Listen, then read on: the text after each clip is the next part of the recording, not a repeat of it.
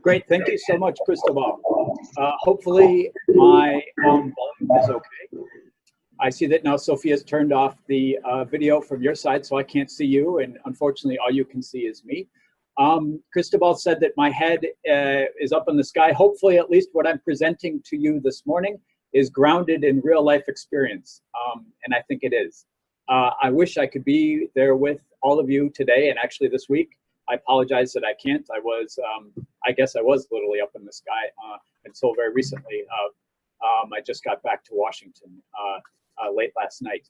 So I'm going to speak this morning about national educational technology agencies. And I'm going to talk about, well, what are those things?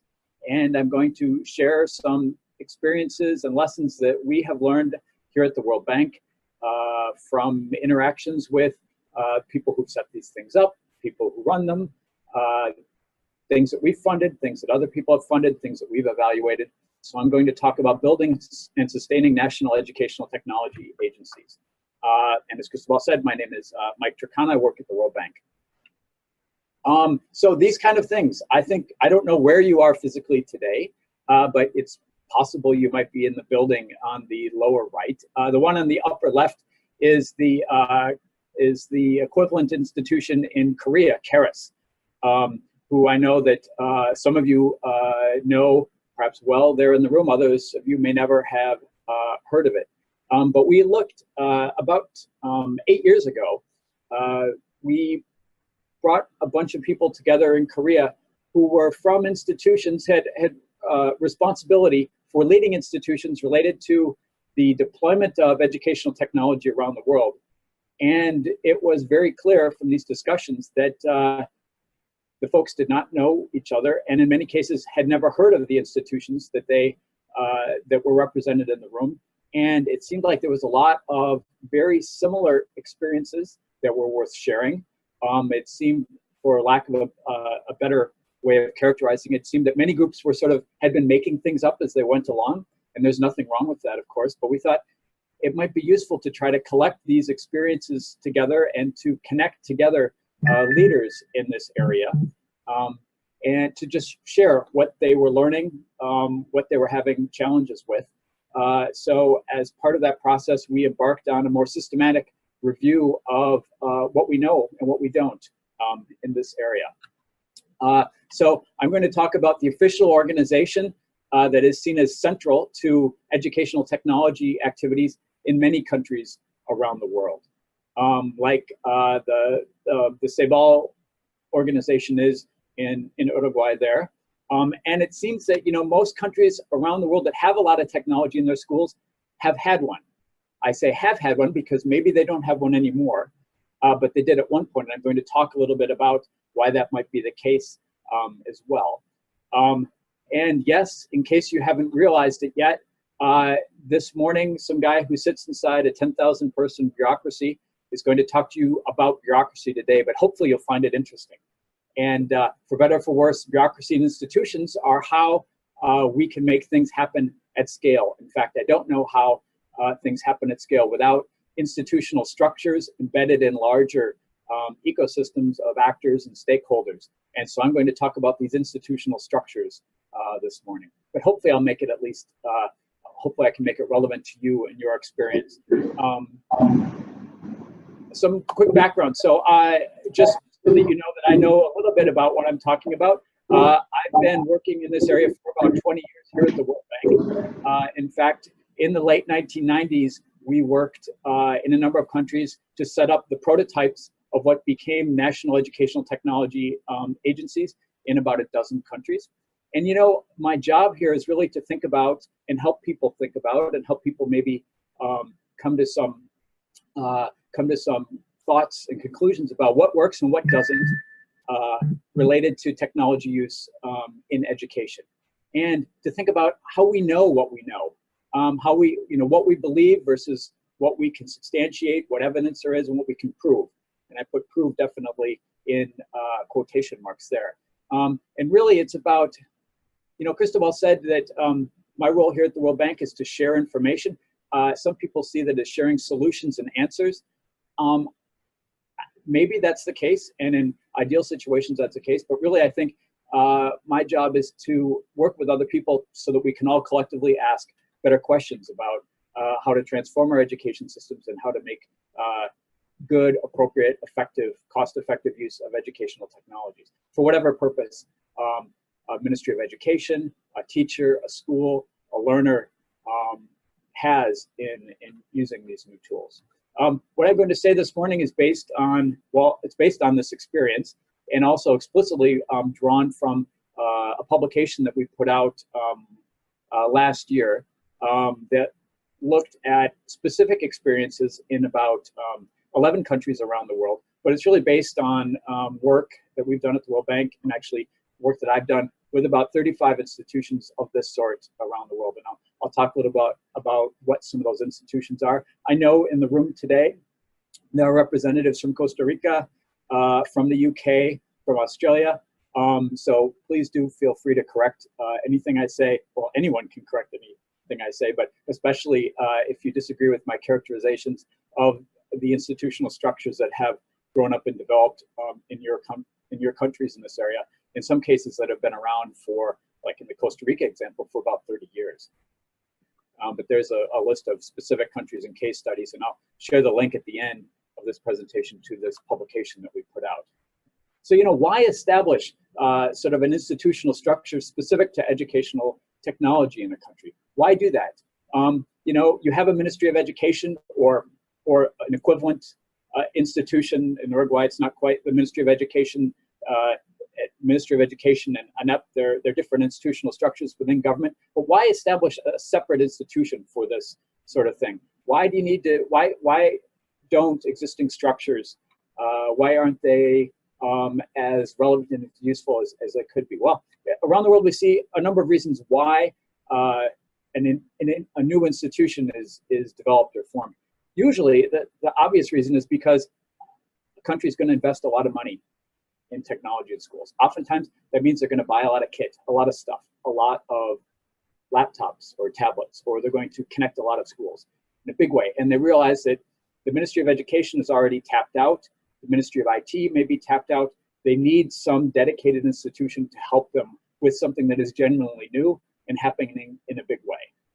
And related to that, there may be a new policy related to transforming education or related specifically to technology use in education. Or a government says there needs to be such a policy because they look around and say, boy, we've been investing a lot in technology in our schools. We actually don't have good policy guidance around what we're doing or some strategic direction. So we want to set up some sort of structure to help us develop such a policy. And oftentimes, as I said, existing institutions just aren't well suited to do this. Or maybe they're not seen to be well suited to do this for a variety of reasons.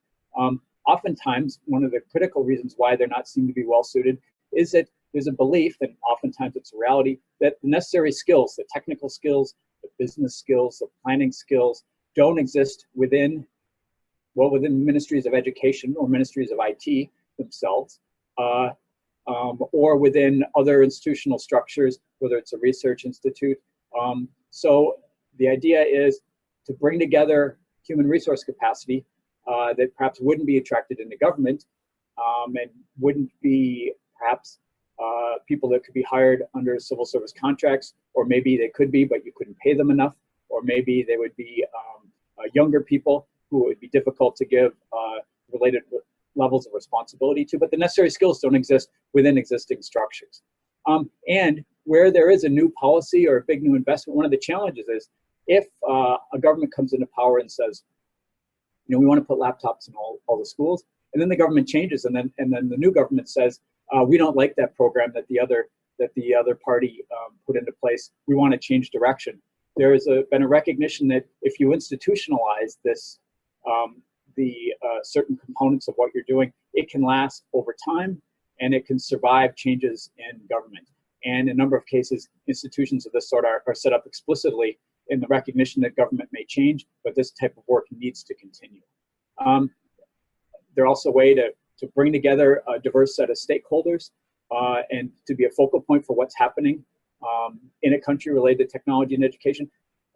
One step removed perhaps from government, so it allows interactions with the private sector and with vendors that perhaps aren't as possible or haven't been as historically appropriate when government talks directly to vendors. And lastly, like Sebal is doing this week with the winter school, just to share experiences and expertise. So to have an institution dedicated like the Fundación Sebal is to gathering evidence and sharing it with people around the world, and having people around the world have a focal point for them when they come, and so that they can share their experience as well.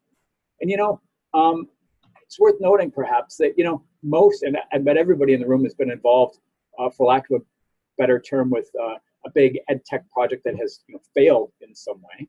I put failed in quotation marks because it depends on what we mean by failure here. But it does seem to be that around the world, success is really predicated on learning quickly from what doesn't seem to be working, and being able to change course quickly, learning, change a course again.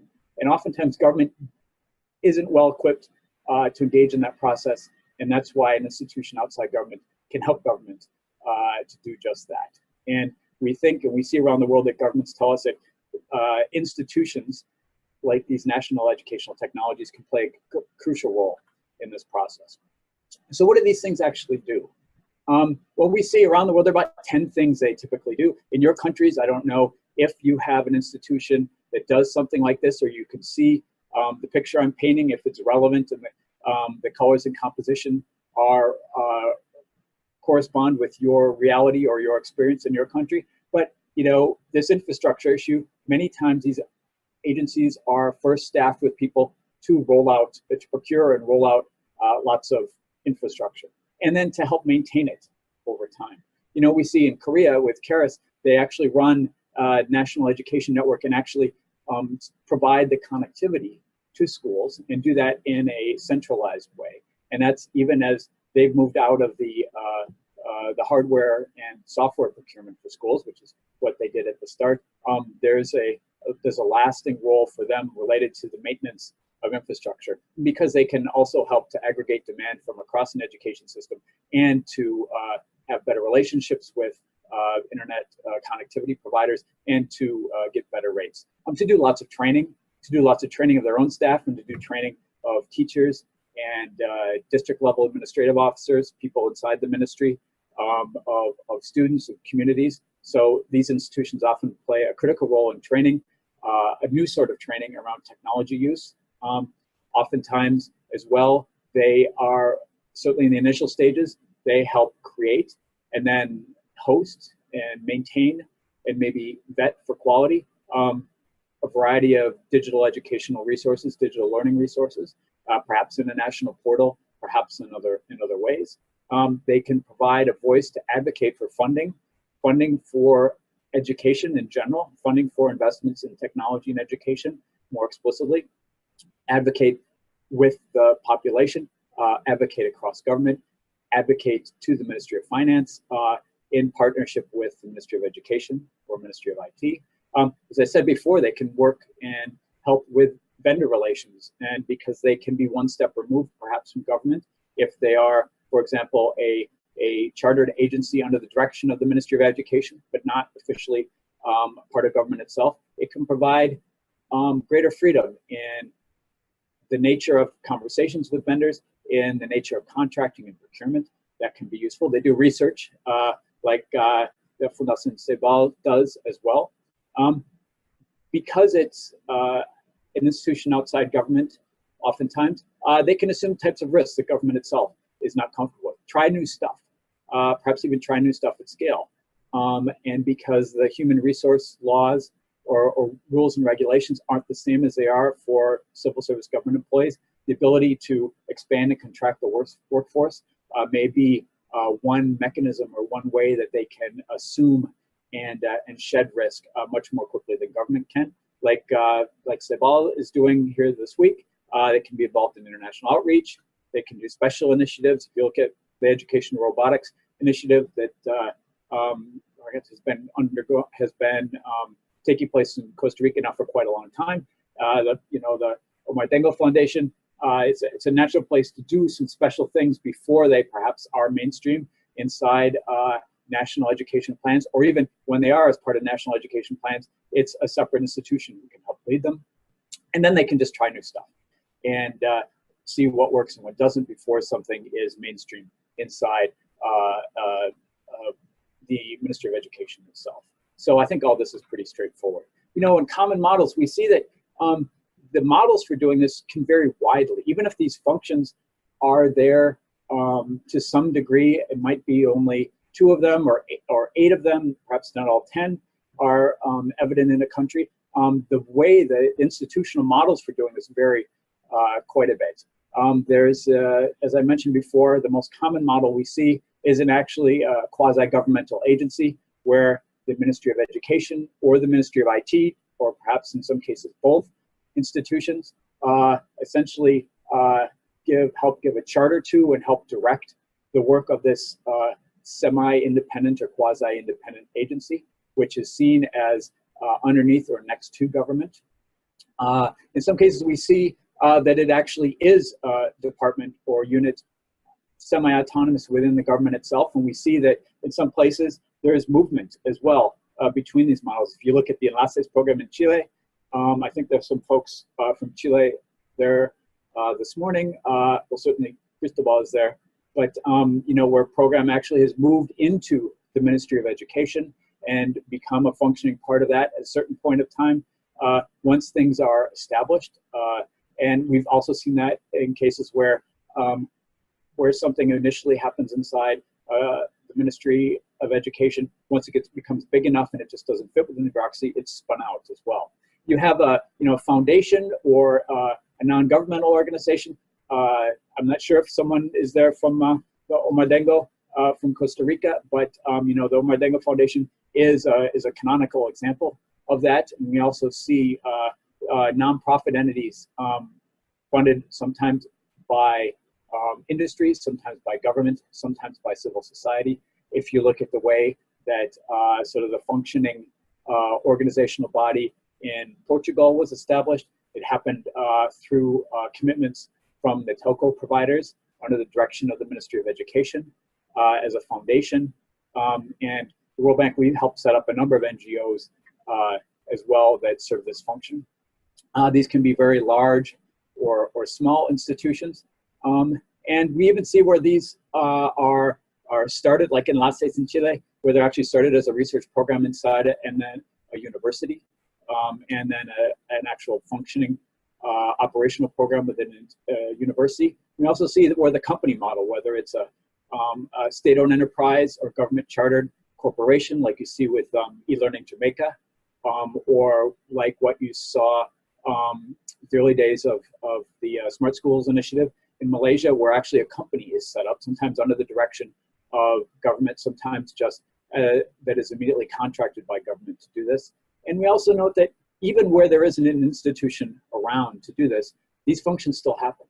And in the publication I mentioned earlier, we look at the Philippines case where they're still trying to do all those 10 activities without an institution. And we tried to look at what the challenges are when you don't have a focal organization to help guide, direct, evaluate, implement those types of activities, what the challenges are, because they're going to go on typically, but they do go on anyway. You know, these things seem to evolve over time.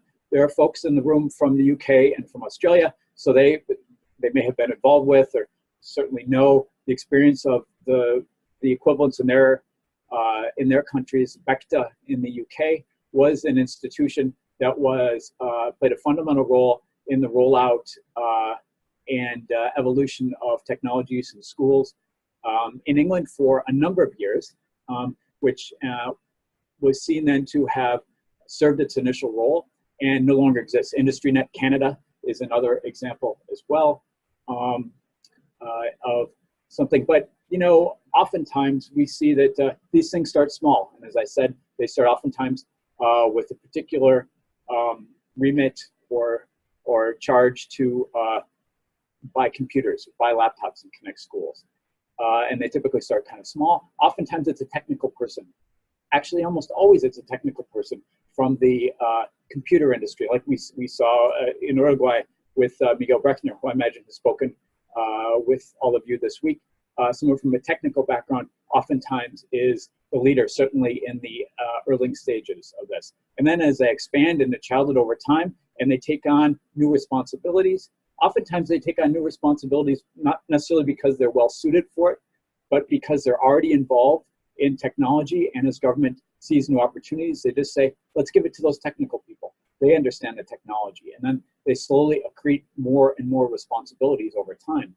And this provides, challenges, especially as we move more away from purely technical roles to more pedagogical or education-related roles. And there are some growing pains in that. And then over time, again, as it becomes more as bigger and it moves into an adolescent stage, there's oftentimes a tension between the technical people and the education people, or trying to figure out how to mediate roles between those two groups. Oftentimes at this stage is where we see a change in leadership, where we have someone coming in who might even be purely from an education background and really doesn't understand the technology at all. And that provides new stresses and new opportunities for the institution. And then over time, as these become parts of the landscape of the educational and technology landscape in a country, they become increasingly bureaucratized, oftentimes increasingly large. The budget for such groups are then built into the national budget in a systematic way, as opposed to under special decrees or special budget allocations, and they become bureaucracies over time. And last, I mentioned a couple examples of institutions like this that have essentially died, where the government said, we started something, we created an institution to help us do that, and now it's over. And we don't want to have we don't want to keep this institution around forever because it's met its original purpose. It may have evolved over time to take on existing or additional responsibilities, but now we think those responsibilities can be brought back into the Ministry of Education or devolved somewhere else. So it's time to kill it. And I think figuring out when to make those tough decisions as well, there are important lessons. And knowing for people involved, for leaders of such institutions, for Ministry of Education, Ministry of Finance people who oversee them, for academics who do research about them, understanding this life cycle we think is potentially relevant and important, because we do see it to be common in many ways, large and small, over time. So some key lessons, I think, that we can draw from these experiences, and then we can move on to some discussion, and I can talk about actually lots of very, very specific examples, depending on, I guess, how it can be most useful to you this morning. This first issue, I guess, is an obvious one, but we really call it out based on what we've seen, what we've experienced, and what ministries of finance and education tell us, and vendors tell us, as well as people involved in these institutions as well, is that leadership is just really super important. It's important for obvious reasons, but in creating a new institution, oftentimes the tenor, the philosophy, and the culture is set from the top, especially in places which are very hierarchical or top down in the first place. And this leadership is important. Oftentimes, charismatic leadership is important. We think that's been key to the success of successful organizations of this type, as it has been in Uruguay with CEBAL. And we see also that enabling legislation. We look at what happened in Costa Rica and in Korea, for example, with having a specific law to embed this institution within the legal framework of the country can just make my life much easier. It helps to allocate resources. It helps for the Ministry of Finance and Ministry of Education to be able to refer to such a law and to have the funding for those institutions actually to be legally bound to provide that funding. We see that that's critical in many countries around the world, especially once they pass the birth and childhood stages that I identified in a previous slide. And we see that getting stuff right early is critically important. This makes sense. Anything you do that's new, having some early successes that you can point to for your funders, but more importantly, to point to for the people who you serve. So I know in the CEBAL instance, for example, the fact that they were focused like a laser when they were delivering kits and connectivity, that they, to have a group that just says, how are things working today? Where are the problems? How can we solve those? and if they can be solved, and especially in education where problems can linger or fester for a long time, there are being able to build up the credibility that you can actually do something is really great. Obviously, having some degree of funding autonomy and financial autonomy over time is really important. And managing these transitions between these 5 different stages as well. That, I guess, should be obvious, but it is oftentimes not obvious how to do that. And I think there are important lessons to share from that. You know, and we've seen in a number of countries as well, you know, how much expertise and power accrues to this individual institution. One of the challenges is that the government can just say, we'll just leave everything to them. Or other actors in the ecosystem says, we'll leave everything to that group. And the tensions between how strong this institution or this agency becomes itself, and how dependent other institutions are on that, there's a tension that needs to be navigated there. Remaining flexible and innovative over time is a real challenge, as we saw, you know, with the Enlaces program in Chile, where it was really flexible and innovative. It was designed to be that way in its early stages, and that was really its reason for being. As it stays around over time and becomes more and more bureaucratized, it can be easy to lose that sense of innovation and flexibility. And oftentimes that happens because you lose the most flexible and innovative people. And they leave, and you get increasingly bureaucratized. You know, and where these institutions are part of where there is a larger vision for education, transforming education, technology use in education, where it's clear how these institutions are part of how they can help realize this vision is, I guess, an obvious thing that is important, but oftentimes it is, we see it neglected. These structures, as I said, from the Enlaces example, for where you had an institution that was created in universities, then came out under part of foundation, and then moved to the Ministry of Education. The models can change, but oftentimes the core functions really do not. We see this in Korea as well, where it was started as an offshoot inside a research agency, and then was spun out to become its own institution. Where these things are relevant over time, you know, a focus on teachers, and I imagine this is something you've talked a lot about this week, as really meeting the core constituency, or that's supported oftentimes by these institutions over time. They become more and more about teaching and about teachers, and not about the technology, but how to support teachers in their use in this technology. And we do think, as in general, as in life, learning from experience, your own experience, and that of other people is a useful thing, yeah? So that, I guess, is a very general overview. I'm very keen to talk about some specific examples and here's specific questions for you. Here's where you can find some more information about the documentation. Again, we have 12 case studies. We have additional work, and we're involved in just regular dialogue with lots of institutions of these sorts around the world. If you are part of one of those institutions, or if you are considering creating one, we are happy to talk. I'm happy to talk. It's an opportunity for me and for us all, I think, to learn. And with that said, I will send it back over to Sophia, or to Val, or to all of you. Hopefully, I was understandable. Hopefully, I didn't speak too quickly. I do apologize. I tend to get even excited about bureaucratic stuff.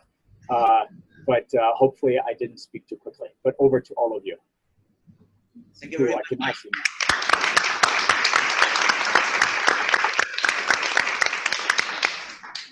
I think it was perfectly understandable. I wonder if we have some comments or questions. Okay. You have to get close to the mic. Maybe you can say your name or whatever. Sure. Hello. Hello. My name is, I don't know if you can see me. Okay, maybe I can move here. My name is, hey. It's Gustavo Armaño. I was involved in a project that basically involved creating like technology for children with disabilities, physical disabilities. And my question is related to that. So maybe you can share with us experiences about how to include the disabilities agenda in creating, in EdTech. I know that it uses to be, or it tends to be like a separate division in general, and it's something that it's addressed as a separate thing rather than, you know, focusing on children without disabilities. So my question is, do you have any experience or anything that you want to share with us about that? Thank you very much. Absolutely, thank you. And Cristobal, should we take a couple questions in case I can link them together? I don't know if I'll be able to, but I can try. Okay, that's a good idea. Any other question? I have a question. Miguel has a question, but completely another topic. So yeah. Come on, Gaby. Please introduce yourself. A short question, please. Thank you very much. It's very interesting, your presentation. I have been studying and researching for around 5 years two topics, ICT policies and leadership, but it's not something common in the agenda of education and ICT. So it's very interesting what you have said. I just one question is, what is the role of these agencies? Because they are, how you say in English, they are not completely, they do not come from the state, from the government, from the Ministry of Education. So what is the role of these agencies? They can produce more, in a more reliable way, these ICT policies instead of a Ministry of Education. I mean, what is the real role of these agencies in terms of ICT policies? Okay, thank you. Excellent, yep. Your name is? Maybe one more, Cristobal? Gary. Gary. From Colombia. Hi, Michael, good morning.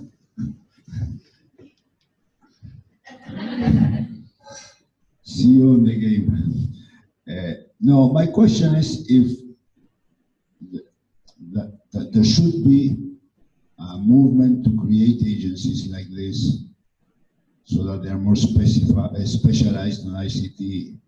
But I think my question is if pedagogy and innovation in pedagogy should be a pillar of those agencies. Some agencies are only technological and the pedagogy is not inside. So how to proceed to create a movement for agency on technology and pedagogy? All right, thank you, Miguel. And I don't know if you saw the shameless for Miguel and everyone there. I had the Uruguayan team up before I put the presentation up. Good luck to everyone starting next week. Unfortunately, we Americans and Cristobal, apologies, the Chileans will be watching from afar. Please change the topic, please. Fair enough. Yeah, and thinking about, I'll start maybe from the back to the front. Awesome. Awesome. You know, this issue of you know, having these institutions have a pedagogical focus, I think where we see around the world, one of the ways that this happens is to have people at the top and in senior positions over time come from teaching backgrounds and come from pedagogical backgrounds. That transition, though, from having leadership teams that are oftentimes solely focused on the technology to bringing in more people with a pedagogical focus is something that we see that happens typically only over time, especially in the less developed the country, the longer it takes for that transition to occur. And we see oftentimes it is really a human, it's led by leadership. And we think that is an important way to make that transition happen. And oftentimes we see the most effective advocacy for that transition happening, and this may seem to be kind of strange, where it comes actually from vendors themselves, as they realize, perhaps because of their relationships or their activities in other countries, where they start to tell governments, and maybe as they see bigger contracts coming down the pike. But we see actual vendors are oftentimes play a key role in advocating for a greater pedagogical focus, even technology vendors.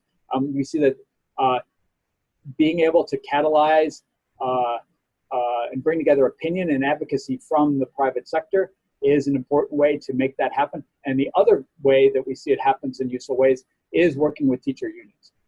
Now, in some countries, there are no teacher unions, and other countries, teacher unions are incredibly, incredibly strong. And this is a delicate and obviously very political balance that needs to be struck. But where institutional leaders can bring into inside their governance structure someone, for example, from not only from the pedagogical faculty at universities to provide direction and governance, but from teacher unions as well.